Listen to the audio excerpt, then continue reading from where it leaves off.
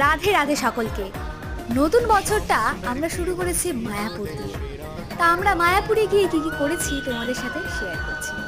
তো এখানে আমরা সবাই টোটোতেই গিয়েছিলাম, গিয়ে কিন্তু রাধে রাধে গান করতে করতে গিয়েছিলাম। তারপরে আমরা খেয়েছি নামহট্ট ভবনে। এই ছিল তার টিকিট। আমরা ভেতরে প্রবেশ করছিলাম, যতই ভেতরে ঢুকছিলাম মনের ভেতরে একটা শান্তি বিরাজ করছিল।